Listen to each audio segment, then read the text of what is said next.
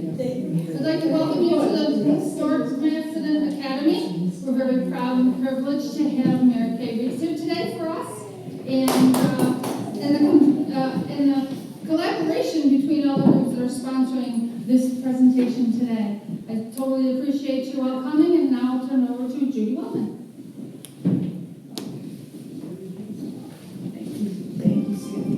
It is always so wonderful to be in this building. It's one of my very favorite Greek revival buildings, and we're so honored and privileged to be here.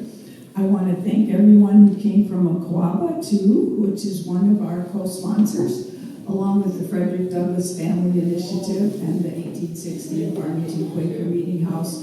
We are absolutely thrilled to be here. We realized this morning, or this afternoon, that we started trying to save the 1816 Meeting House, which some of you saw when it was in pretty horrible shape, in 2007, and that's when Mary Kay Rick's book came out, which means that's when we started reading it. And we were, at that time, thinking, oh, we should get this woman to come and talk. And we just never have. It's been, 16 years. So we are really so happy to be here today with Mary Kay Rick's, who's now living in Austin, Texas, but wrote this wonderful book on the escape on the Pearl for the Edmonson sisters.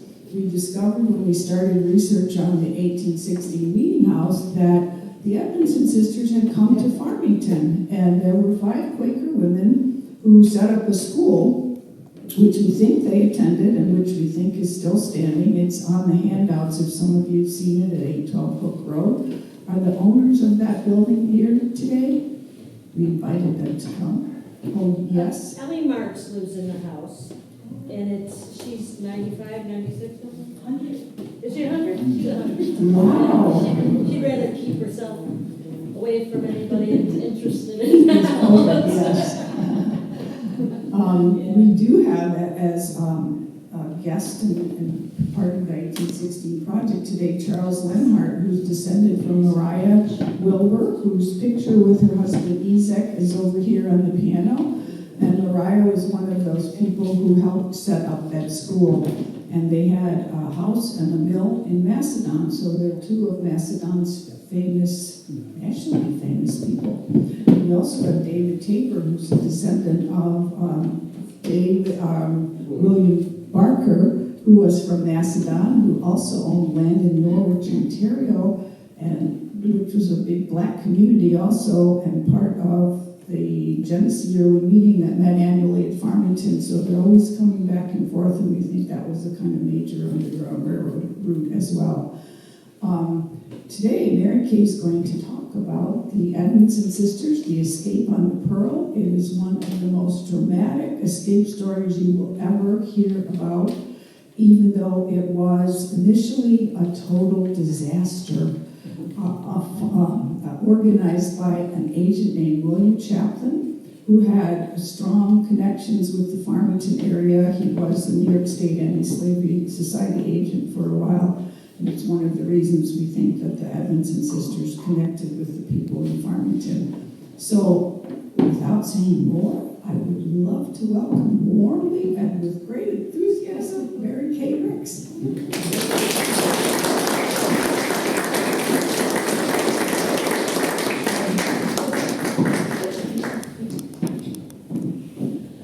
Good afternoon. Thank you so much for having me. I have been writing about and researching and thinking about this area for 25 years, and now I'm here. And I've seen buildings that people are in my book have lived where they have supported the anti-slavery movement. And I want to first acknowledge the incredible work of Judith Wellman and others in this area who have been doing the same digging. Could we have a round of applause, please?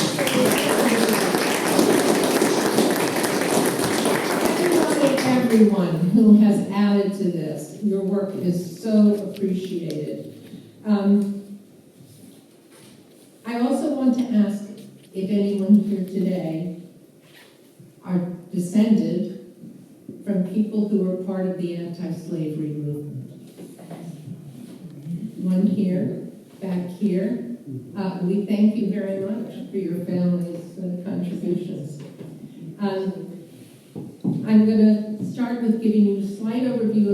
escape, and then I'm going to give you context into the politics of Washington, D.C. and its relationship to slavery.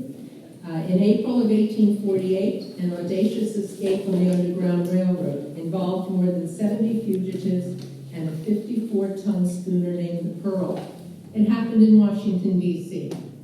Not the first place you think of when you think of slavery. The escape failed. The schooner was captured near the mouth of the Potomac River, and most of the fugitives were sold south, a common punishment for attempting to escape.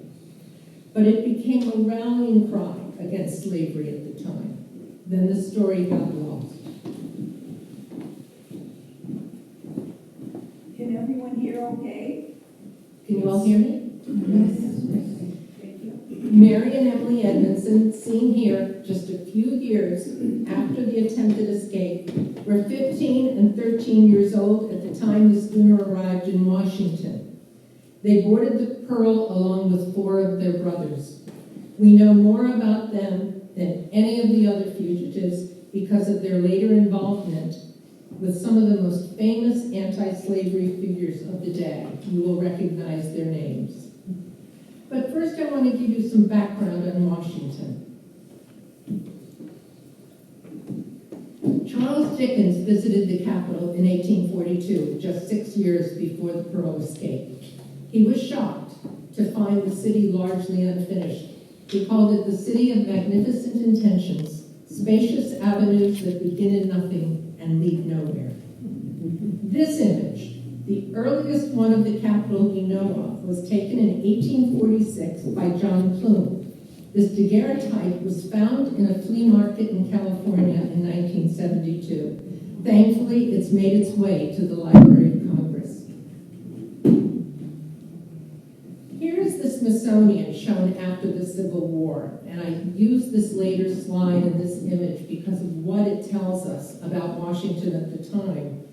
It includes the houses, the neighborhoods across the street from what we call the castle. That's the main Smithsonian building. It had just started construction at the time of the Smithsonian, and it could be seen. It was rising. But you see this neighborhood here, yards, white fences, and houses. That's where at least 2 of the major notorious slave pens were kept, where slave traders would house people in the house and in the backyard.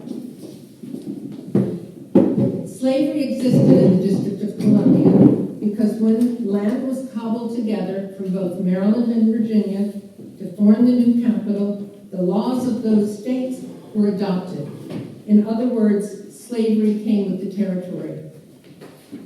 The anti-slavery movement took off in the 1830s with a new radical approach. In 1836, this early image of a slave coffle, that's an Arab word, coffle, and it describes slaves being led, 2 chained together and then a chain going down the middle, moving through the streets of Washington, D.C. It was part of a broadside printed by the American Anti-Slavery Society.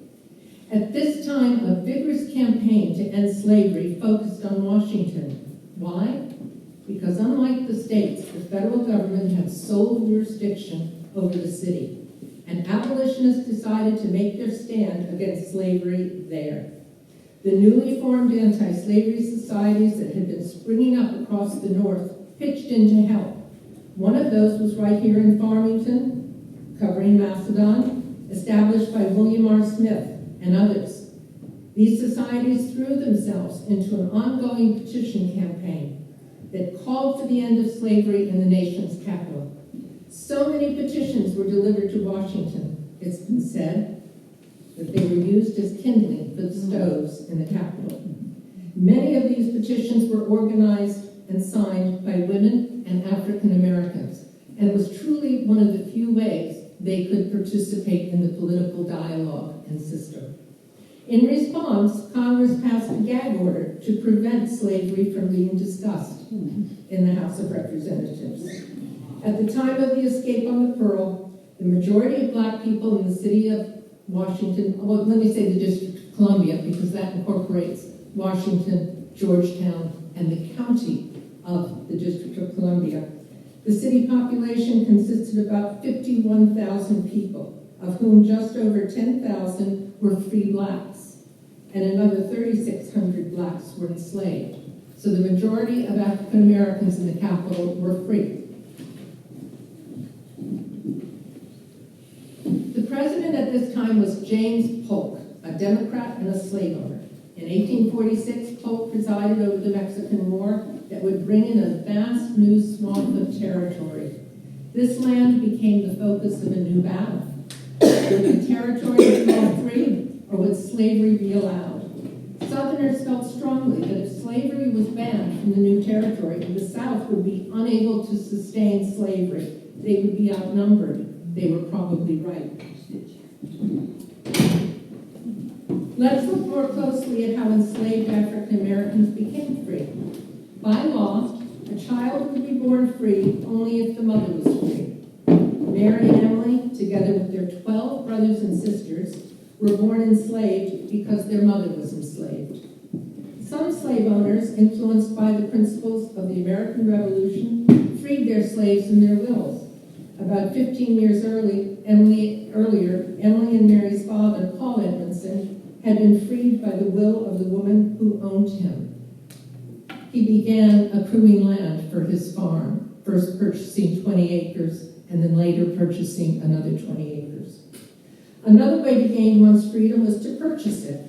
John Brent, seen here in this drawing, it's actually a crayon drawing by one of their grandchildren, worked jobs on the side to free himself from slavery. Then he worked to purchase his wife, Elizabeth Edmonson, Mary and Emily's older sister.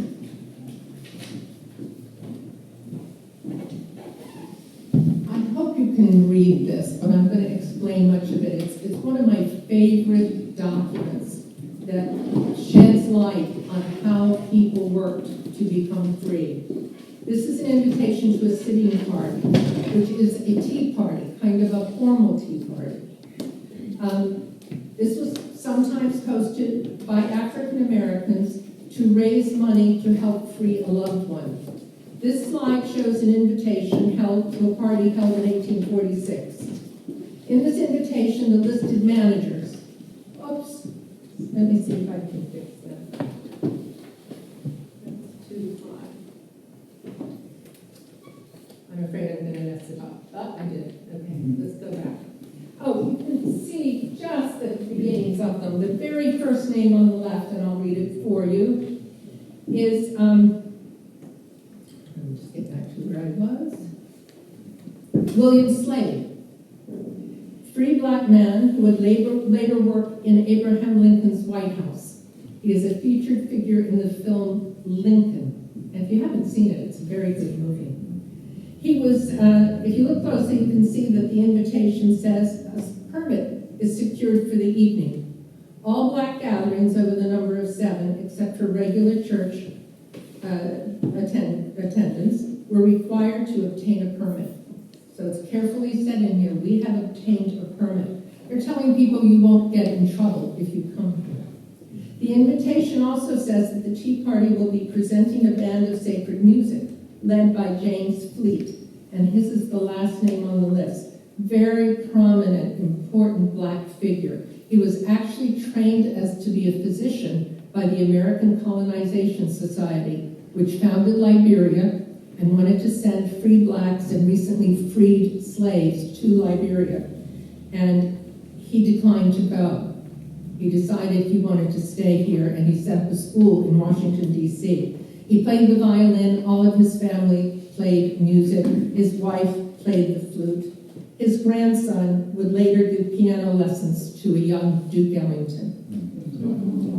Another way to gain freedom was to run away, but this was often a move of desperation. You would be leaving your loved ones behind and would likely never see them again. If caught, you were usually sold south to the hungry slave markets of the Deep South.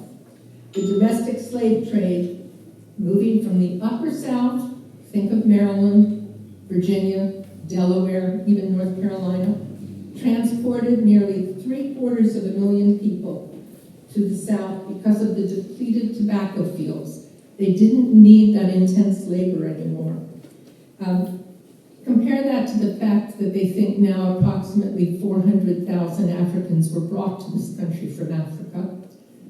750,000 were transferred from the Upper South to the Lower South after the end of that tobacco era.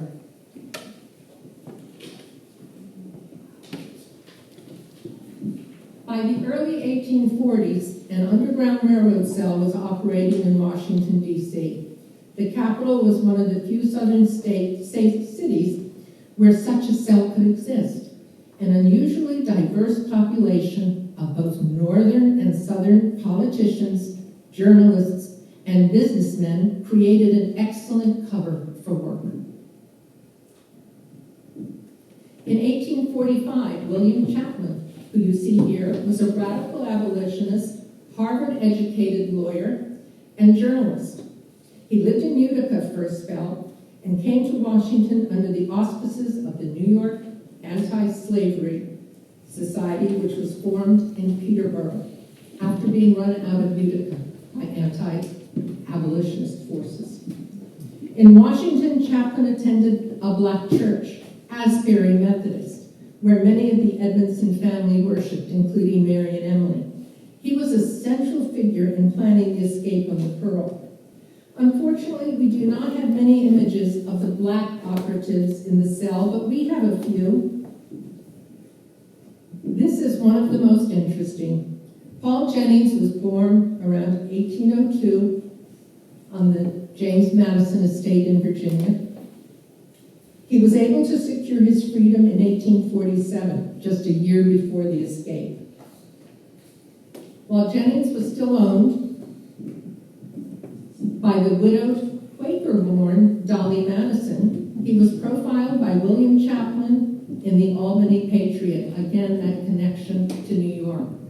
This is a strong, strong link from Washington, D.C. to New York. Chapman was not kind to the former First Lady. So I'll go back to Paul Jennings. Jennings had been brought to the White House by the Madisons as a youth of about 12. He was there during the War of 1812 and later chronicled that time in the first memoir ever written by a White House servant. When the British troops were approaching the White House in 1814, he helped load valuables into carts along with Dolly and the famous Gilbert Stuart painting of George Washington. Jennings' freedom came about through a loan from the powerful Senator Daniel Webster, who immediately hired him to be his butler. He had done the same thing for his excellent cook, and now he had a White House-trained butler. Webster then deducted a portion of Jennings' wage to pay off the loan. Jennings had a strong link to the escape. 15-year-old Ellen Stewart, whom he had known all her life, was on the verge of being sold by Mrs. Madison when she escaped, slave traders waiting to grab her on Lafayette Square. Chaplin wrote about that too. Ellen was kept in hiding by the Underground Railroad cell until the Pearl arrived.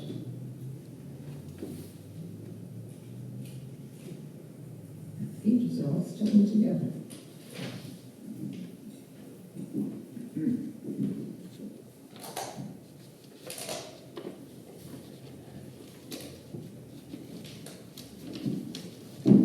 We know of Jennings' involvement in the escape from a very important book, The Fugitives of the Pearl, a novelized but largely true account of the escape. This book was written by John Painter, seen here, in 1930, and published by noted historian Carter G. Woodson. Painter was the grandson of John and Elizabeth Edmonson Brent, seen a few slides earlier. He was a nephew to Emily and to Mary. He was educated at Lincoln University after the Civil War. Two other members of the black community involved in the Underground Railroad were Lucinda and William Bush. Lucinda was a particularly useful operative in leading fugitives down to the Pearl because she could pass for white and would not be questioned. Samuel Edmonson, seen here later in life, was about 26 years old at the time, and he was one of the organizers who helped. He was the link. It was a link with Chaplin from New York, contacts, money, power, linked to the black community of Washington, and nothing could happen without that link. They worked together. He was the only organizer from the Underground Railroad who was actually on board the ship because he was enslaved and he was running away with the others.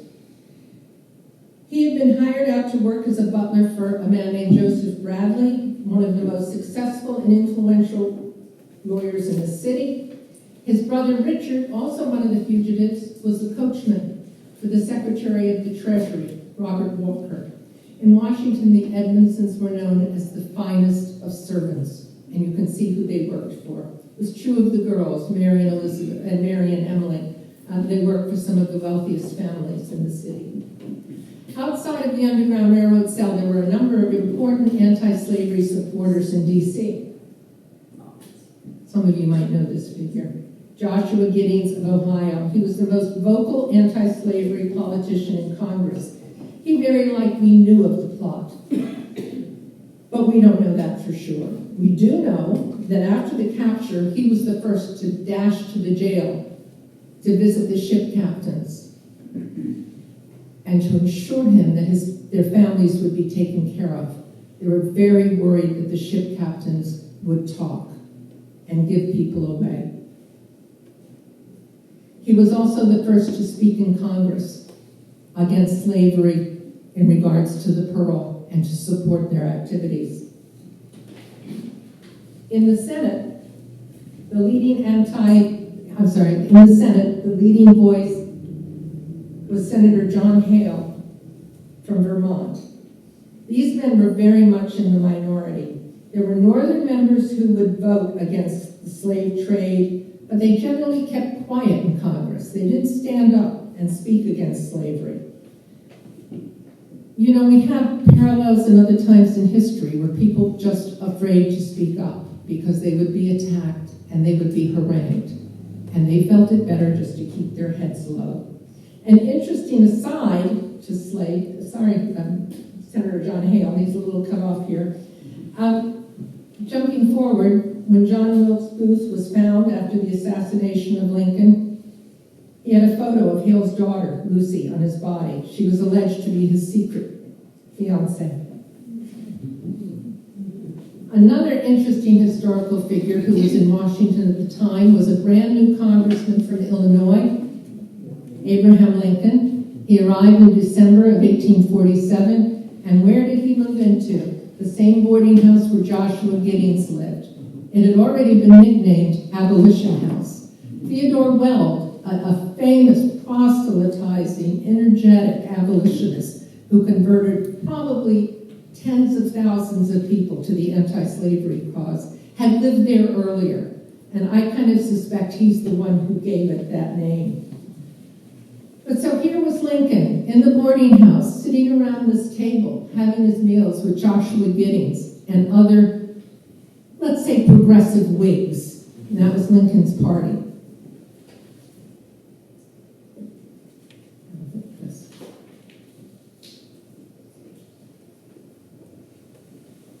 The photo on the left was taken shortly before Lincoln arrived in Washington. It shows an unusually groomed man.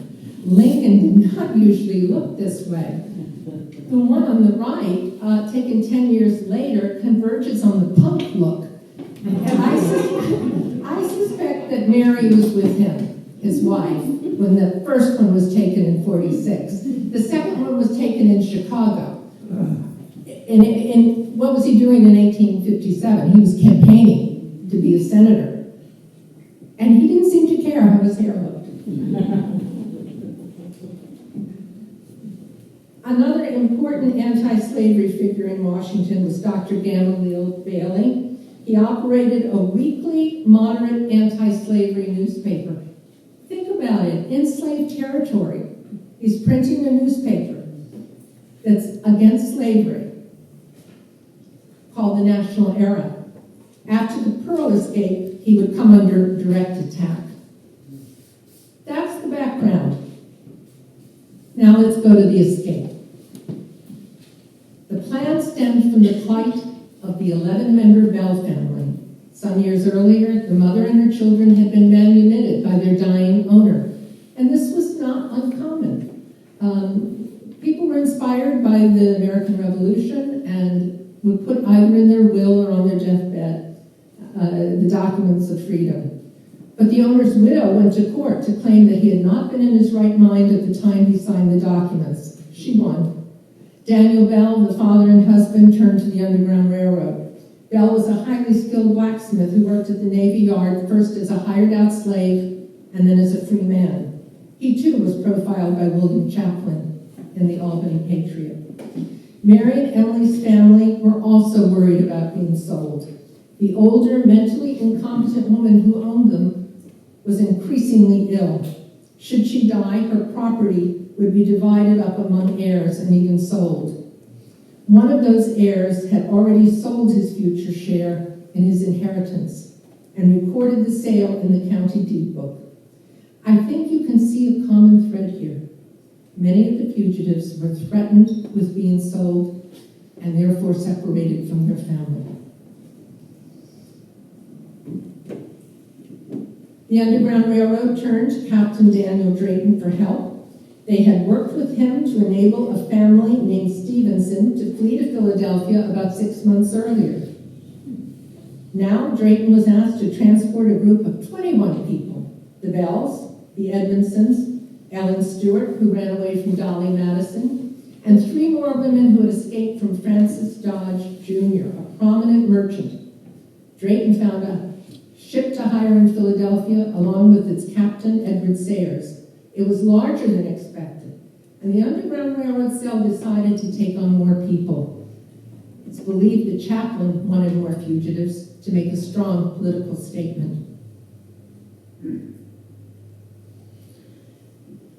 This is the image of an overlook of the Potomac River in Washington, which is very much how Drayton, the ship captain, described it in the book he wrote after the escape. The Pearl came into the busy 7th Street Wharf in Washington beyond this spot, 2 days before the scheduled escape. On Saturday the 15th, it was moved to this kind of remote landing a ways down the Potomac, which looked a lot like this drawing. That evening, individuals and small groups quietly made their way to the ship. They needed to get there before the 10 p.m. curfew, which required all blacks, free and enslaved, to be off the streets of Washington, D.C. The Pearl was scheduled to leave at 11 p.m. In John Painter's book, the author said that a black taxi driver, named Judson Diggs, a well-known wheeler dealer in the city, arrived at the wharf to deliver a passenger. He took a taxi to the Pearl, but he stiffed Judson Diggs for the fare. Diggs, listed in the 1850 census, left the wharf an angry man. The Pearl was a baycraft designed for shallow bodies of water, and it may have looked something like this. When passengers finished boarding, there were nearly 80 squeezed into the hold. But the captain of the hired schooner, Edward Sayers, was nowhere to be seen. After he was finally pulled out of a drinking establishment, they tried to sail off, but the wind had died down by then, and the tide had turned. They could get no farther than a few hundred yards offshore, where they had to drop anchor, just to stop from being dragged back to the wharf. Had Sayers been there on time, things might have ended differently. The next morning, the wind finally came up, and they took off down the Potomac. On Sunday morning, a large number of slave owners in Washington woke up to no fires and no breakfast. Authorities were contacted, and a posse was thrown together to search the roads that runaways usually used. According to writer John Painter, Diggs had been paid well to tell the posse to look to the river.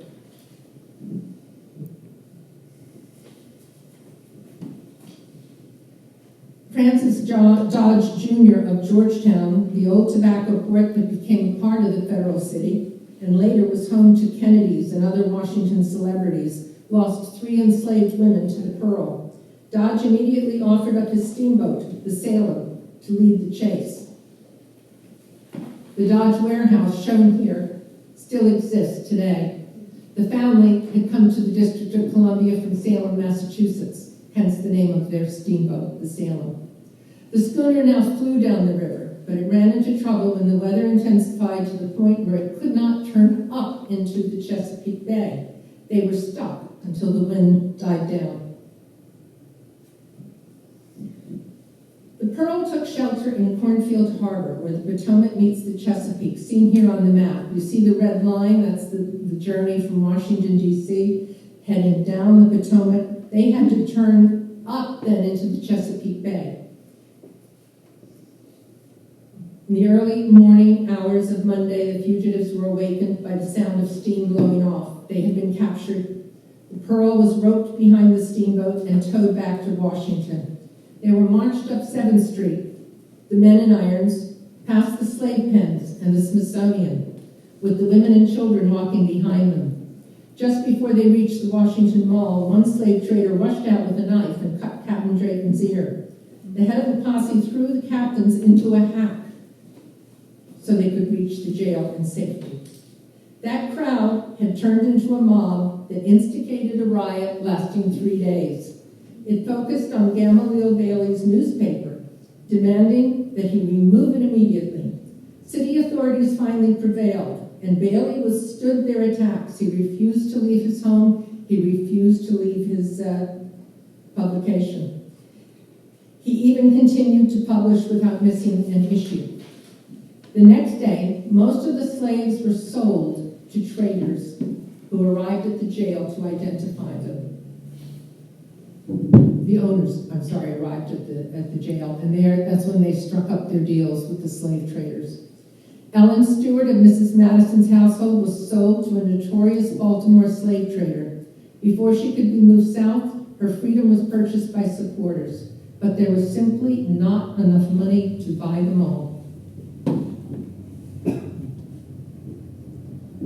The 6 Edmondsons were purchased by Joseph Bruin of Alexandria, who advertised widely as seen here.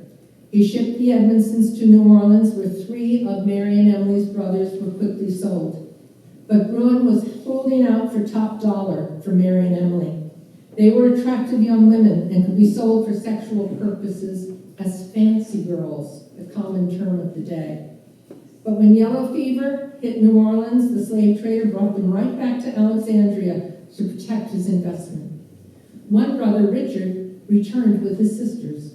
His wife and children were very ill, and William Chapman had found just enough money from the family of John Jacob Astor to free him.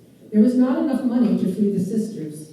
Even if their father had sold his 40-acre farm, it would not have been enough to free them.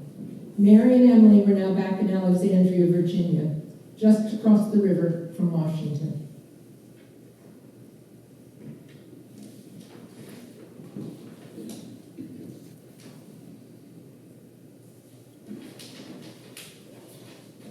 So back in Washington, right in the city, Drayton and Sayers are being tried in Washington City Hall, which housed the courtroom. It still stands today and is home to the District of Columbia Court of Appeals. The captain's attorney, Horace Mann, the noted educator and newly elected congressman to replace John Quincy Adams, was brought in by supportive abolitionists. The captains were ultimately acquitted on the most serious charge of stealing slaves. Mann had argued that the enslaved fugitives had stolen themselves. But the captains were convicted of helping the slaves escape and were fined more than $17,000, which was over $500,000 in today's money. They were to remain in jail until the fine was paid. It's now time to free Mary and Emily. Chaplin, who had fled the Washington area after the escape, because who knows, the captains might have mentioned his name. He partnered with Paul Edmonson, the sister's father, to stage a large rally in New York City sponsored by leading Methodist ministers. Abolitionists made it clear to the Methodist Church that they might be responsible for helping the young Methodist girls. who had been captured and who were still enslaved. Making the rally more ecumenical, they called on a little-known minister to help them, Henry Ward Beecher. In a tumultuous rally that turned Beecher into a fiery anti-slavery radical, the money was raised to free the sisters.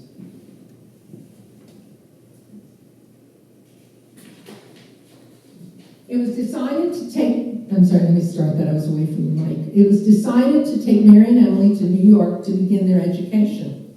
Unlike the majority of slaves, neither could read or write. A triumphant chaplain took the sisters to Peterborough to meet Garrett Smith, Sr., the man who financed the escape. Peterborough, which is just east of Casanova, is now the home of the Abolition Hall of Fame.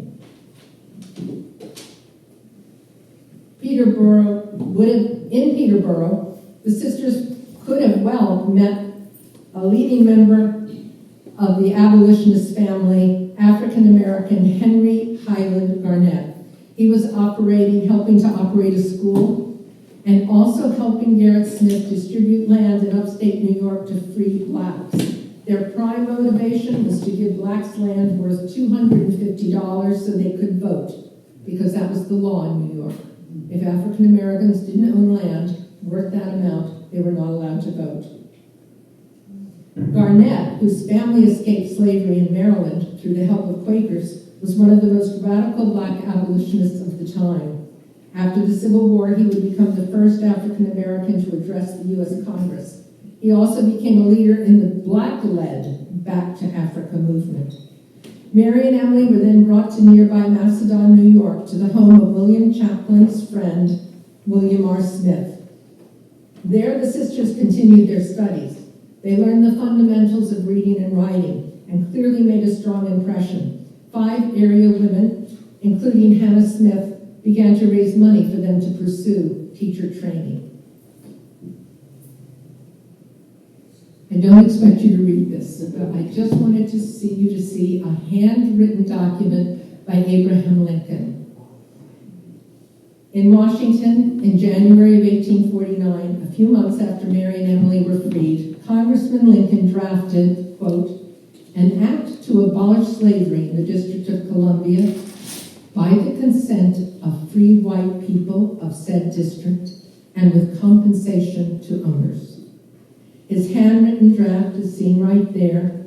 It's impossible to think that the events surrounding the escape of the Pearl were unrelated. This proposed act was at once a radical step for the cautious man from Illinois and a flawed non-starter. What little local support Lincoln had accrued from leaders in Washington dissipated after he proposed the act in Congress. The Southern congressmen were apoplectic that it had even been suggested, and local people quickly withdrew whatever support they had given. It was withdrawn from consideration. Mary and Emily also began spending time with the family of the Reverend Germaine Logan of Syracuse, New York. Again, New York. A home stamped and steeped in anti-slavery activity.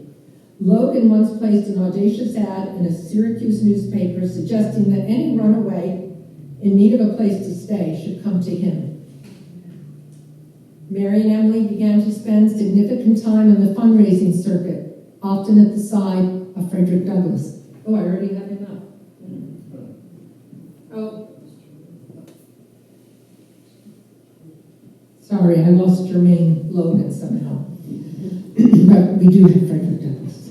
He has moved at this time to Rochester, New York. He was now one of the most prominent abolitionist voices in the country.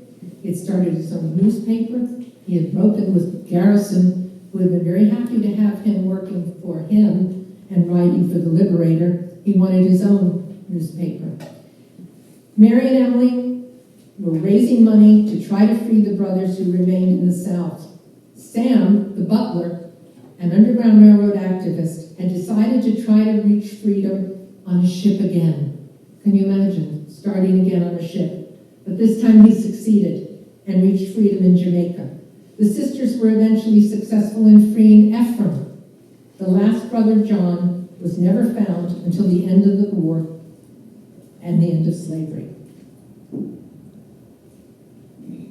The Pearl played a role in two laws passed as part of the Compromise of 1850.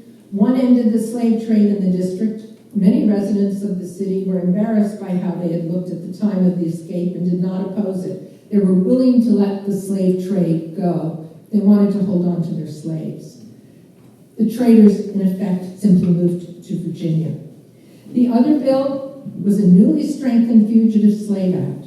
At the time of the escape, angry Southern leaders in Congress like Jefferson Davis, seen here, and John C. Calhoun had loudly denounced the escape. Davis called for a federal law that would punish anyone who would steal their slaves. They demanded a stricter Fugitive Slave Act because some northern states had passed laws getting around the old one. Slave owners got a new law that increased and tightened federal power in catching runaways. It hired commissioners to hear the cases. Their fees were higher if the slave was returned to his owner than if the enslaved person was allowed to stay in the North.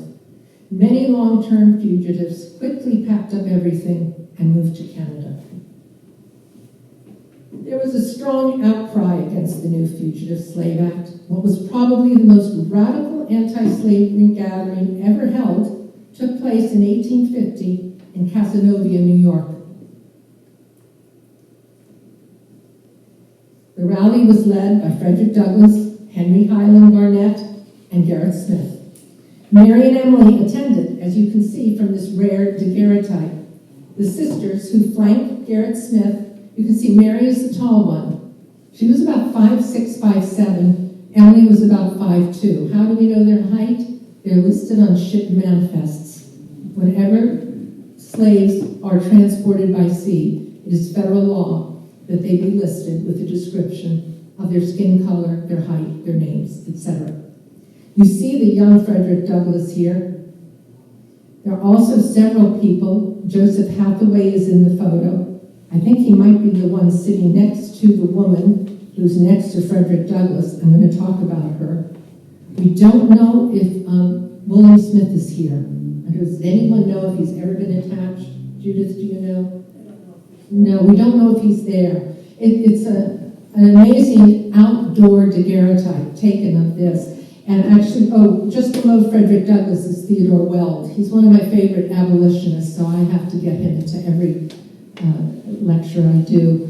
And if you pan out away from these, you see a sea of bonnets, a sea of women joining this protest. The rally, the sisters who flanked Smith sang on both days of the conference. Not long before the rally, William Chaplin was arrested in the D.C. area with 2 runaway slaves and a number of firearms in his carriage. The men belonged to Alexander Stephens and Robert Toombs, congressmen from Georgia, who would later become leading Confederate figures. It was said that Chaplin's intent was to make a dramatic entrance at the rally in Casanova. Mary Edmonson stepped forward at the rally to say a few words to the crowd in support of Chaplin, who was in a jail in Washington, D.C. He was also in a jail in Baltimore, and the two jurisdictions were negotiating back and forth who would try him. And seated at the table next to Douglass is Theodosia Gilbert, Chaplin's fiancée. She had just returned from Washington with Joseph Hathaway of the Farmington Quaker community, where they had gone to see Chaplin. William Smith of Macedon led the effort to free Chaplin and also went to Washington. He wrote to a friend that Chaplin was a broken man and no one should ever fear trouble from him. His Underground Railroad days were over. Eventually, Chaplin's outrageously high bail was raised, largely through the help of Gerrit Smith. He really was the deep pockets for the abolitionist movement. In the end, Chaplin jumped bail, never to return for trial. Mary and Emily next enrolled in the New York Central College in the fall of 1851. This was a new interracial college in Portland. While the sisters were at school there, Gamaliel Bailey was busy serializing an important work by Harriet Beecher Stowe in his Washington newspaper. When Uncle Tom's Cabin was later published as a book, Mary and Emily were referenced in a postscript that said that two of the characters were based on them. There's Harriet. The sisters traveled to New York City from Central College and had a remarkable meeting with Harriet Beecher Stowe at her brother's house in Brooklyn. Stowe decided to fund their ongoing education from the proceedings from her famous novel. The sisters were soon traveling to Ohio to study at Oberlin College. Enrolling in the preparatory school at Oberlin, the girls continued their studies. Tragically, Mary contracted tuberculosis, died, and was buried near the campus. A distraught Emily returned to Washington, D.C. Myrtilla Minor, seen here, grew up in Madison County, New York, and taught for a while in the South. She decided that her mission was to teach young black women to become teachers, and she chose to operate in the capital. She came up to this area and met with William Smith and visited the school that he had established to see how they were operating. She went to consult Frederick Douglass on her plan. He told her to drop it. It would be far too dangerous. She did not listen to him. Emily returned to Washington and joined Minor at the school. The headmistress remarked in a letter to a friend that rowdies in Washington were threatening them, and that she and Emily were conducting pistol practice to protect themselves. Several of Emily's nieces attended their school. In fact, that school has a direct line to the present day. It became D.C. Teachers College some years later, and then was incorporated into the University of the District of Columbia. On Howard University's campus, there's a Minor building, and it's part of the school. Drayton and Sayers, with the vigorous support of Senator Charles Sumner, got him, there he is, were finally pardoned by President Millard Fillmore in August of 1852. Sayers quickly disappeared.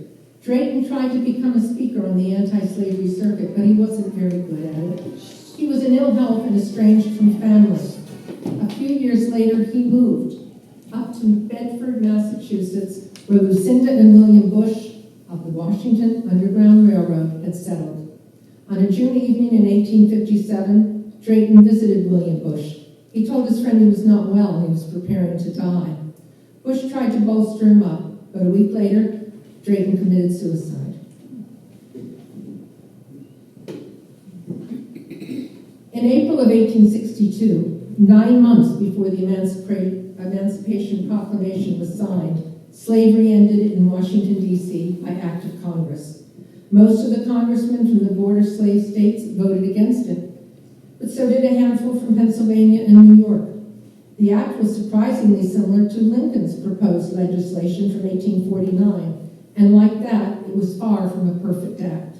Owners were compensated for freeing their slaves. The enslaved were compensated for nothing, but they were now free. A few months later, when Lincoln was drafting the Emancipation Proclamation, the White House checked out from the Library of Congress the key to Uncle Tom's Cabin, the nonfiction book Stowe wrote to bolster her claims about slavery. It contained an entire chapter about the Edmonsons and the Pearl. An important outcome of the proclamation was the enlistment of black troops. Seen here are black recruits in Washington. Many of the people we've talked about tonight answered the call to enlist. The sons of John and Elizabeth Brent, Richard Edmondson, Frederick Douglass, along with the nephew of William and Lucinda Bush, all joined the cause to fight for the Union and to end slavery. Sometime around 1860, Emily married Larkin Johnson, who owned land in the Quaker community of Sandy Spring, Maryland. Some years later, they moved into the city and built their own home in the Anacostia section of the city with the help of funds from the Freedmen's Bureau. Here is Emily with her grown children, who went on to become teachers. One of Emily's granddaughters later wrote how Emily had told them of the time that Harriet Beecher Stowe came to Washington to visit. Emily took her by the arm, and they walked a short distance to the home of her friend and neighbor, Frederick Douglass, built high on a hill in Anacostia overlooking the city. Emily's brother Sam, who had escaped from New Orleans, returned to Washington, and built a home for his family in Anacostia next door to Emily. Later, his will directed that his land be divided among his grandchildren, along with a covered coach and a white piano. This photo shows Edmonson descendants today taking part in an event in southern Maryland for young people to commemorate the 1848 Pearl escape. You see the name on the boat is Edmonton. They and other descendants have been heavily involved in education, public service, medicine, and military affairs. The fugitives on board the Pearl, representing the beginnings of the black middle class in America. Much work still needs to be done to bring better lives for all, but the escape on the Pearl represented an impressive and hard-won fight, and that fight continues today. I have one last slide to bring us all up to date. You might remember recently that a leader of the Proud Boys was sentenced to 22 years in prison because of the attack January 6th on the Capitol, the slide we started with. He was not in Washington on January 6th because he had been banned from the city for tearing off and pulling apart and then burning a Black Lives Matter banner that was hung at Asbury Church, the Church of the Edmonsons, the Church of William Chaplain. While he was in prison, doing his 22 years, Asbury put the banner back up and celebrated that it could do so. I have so enjoyed bringing this story to you. Coming here has helped me to connect the dots, to see the involvement of this area, the involvement of the entire New York State. So I've learned something too. Thank you so much for having me. I did bring copies of my book if anyone's interested. My husband Tom is going to sell them. There he is, right here. Downstairs, it's $20. We're making it easy so we don't have to make a lot of change because, as he said, who doesn't have $20 in their pocket? And that's all I've got for you today.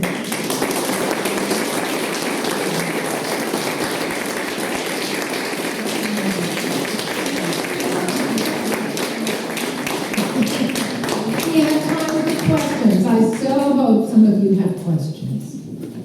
Yes? Hi, I'm Jane Oakes. I research water cures, and James Caleb Jackson, who was supplanted by William L. Chaplin and Theodosia Gilbert at the Glenhaven water cure. Yeah, I do talks on it. I noticed in your book you mentioned that Myrtilla Minor was sent to a water cure to recover. And I'm wondering if you remember off the top of your head which water cure that possibly was? Couldn't find it. Couldn't find it. I couldn't find who it was. But boy, I wouldn't be surprised if it wasn't that one. Yeah, well, I just came across a piece of correspondence from Joshua May of Syracuse, abolitionist, and he mentioned that he was staying at Glenhaven Water Cure with Jackson. Of course, Mr. Jackson was in that Casanova photograph, and I think still had his finger in the abolition and Underground Railroad pie while he was running the water cure. I'm just looking for evidence. It would have been nice, but it just reminds me of another fact, that Emily wrote a letter to Myrtilla Minor, and I think it was to go to wherever she was having this water cure. And she wrote that there was much talk now of changing the name of the school to Harriet Beecher Stowe Academy. And Emily said, I am so against it. So Emily had strong opinions. She was a forceful personality. She said it has to be named for Myrtilla Minor. So she was very loyal. I mean, they were both kind of fiery. Myrtilla Minor was not a woman to reckon with. And she had a temper. When she was angry, she let it know. She was furious at the president because he wouldn't see her. She wanted to lobby for the freedom of the ship captains. And he didn't let her in. So that's the added piece there. That helps. I'll look for that letter. It's in the Myrtilla Minor papers. Okay, thank you. Yeah. Anyone else? Comments, questions? Sorry, what is a water cure? Oh, a water cure, we today would call alternative medicine.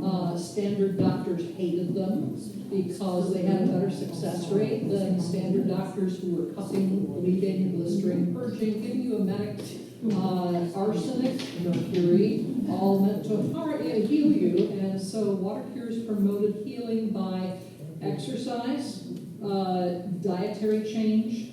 The bloomer costume actually sort of originates at the Glenhaven water cure with Theodosia Gilbert, who was wearing it in 1849, 2 years before Elizabeth Smith Miller, the national myth that she originated it. She was wearing it 2 years before her.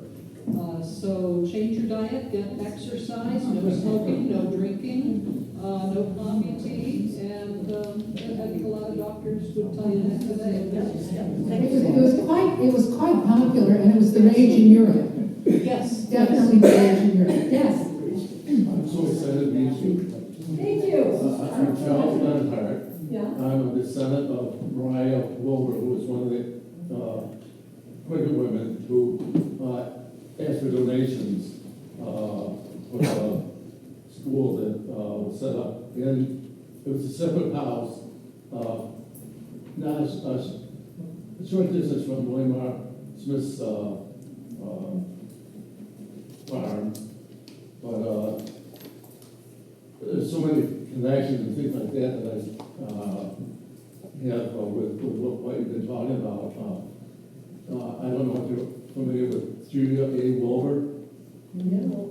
She was the niece of Mariah Wilbur, and she was the agent that the Rochester Ladies Anti-Slavery Society sent to Washington, D.C. in 1848. She worked alongside Harry Jacobs, who Yes. they worked together. A fugitive slave, a woman who escaped slavery. And Julia Wilbur has diaries in existence from 1834 to 1894, which were transcribed.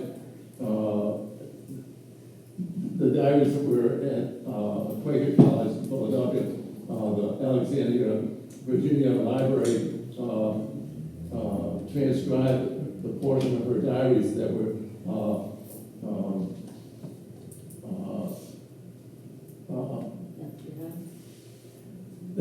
during the Civil War, and they're online. The person who was in charge of the project, she wrote a book on Julia A. Wilbur, which came out fairly recently. I'm a person who, by the way, was seconded Richella Minor for her induction into the Abolitionist Hall of Fame in Peterborough. Good. And I've been working with Judy Lawman for the past 20 years. Good. You know, it's interesting you mentioned that. Alexandria, Virginia, which was a prime slave trading port, also the home to Quakers. And many Quakers left slave territories when they felt unwelcome. They had freed their own slaves, and they were some of them helping enslaved people flee. But communities in Maryland, Sandy Spring, Maryland, in Northern Virginia, held on, and they're still there today. Any other comments or questions? Well, thank you very much.